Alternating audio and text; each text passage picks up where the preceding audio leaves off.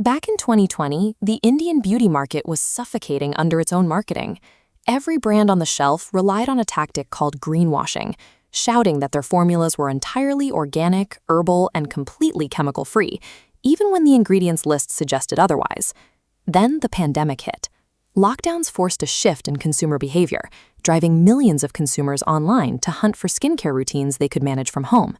Enter Mohit and Rahul Yadav. Operating out of Jaipur, the brothers had previously attempted a personalized haircare brand, but the logistical weight of manufacturing custom products for physical retail eventually stalled the business. They needed a new direction. The problem was finding a way to stand out in a space where every competitor was repeating the same natural marketing claims. They decided to invert the industry playbook.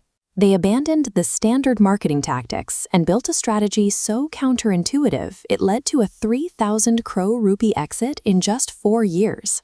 This graph plots the time for top direct-to-consumer brands to hit 100 crore in revenue. Established players took 3 to 4 years, but Minimalist hit that mark in just 8 months without massive ad spending. This 8-month surge demonstrates the growth possible when a newcomer chooses to compete on terms the rest of the industry is actively avoiding. Their first move was a total rejection of greenwashing. Instead of using herbal buzzwords, Minimalist printed exact chemical percentages and their specific scientific functions directly on the front of stark black and white bottles. The standard industry model relies on outsourced manufacturing, allowing brands to maintain profit margins up to 90%. Minimalist did the opposite. They built their own factory, spending 50% more on premium raw materials, intentionally lowering their profit margin to 65%. They extended this transparency to their testing process, live streaming clinical trial results directly to Instagram, regardless of whether the data was perfect or not. They also maintained strict operational discipline.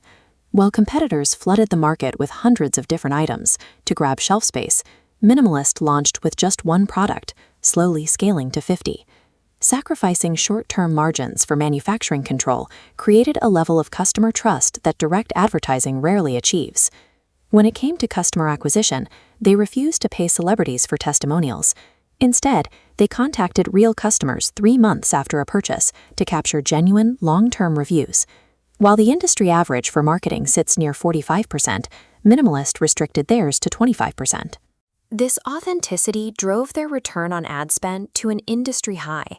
For every rupee spent on ads, they generated 4 in revenue, doubling competitors' returns. By lowering marketing costs and accepting smaller margins, they were able to price their premium formulations between 500 and 600 rupees. This price point allowed the brand to move beyond major cities, driving sales volume in Tier 2, Tier 3, and rural markets, where premium skincare was considered too expensive. By spending less to acquire customers, they avoided the trap of discount shoppers and instead built a base of long-term brand loyalists.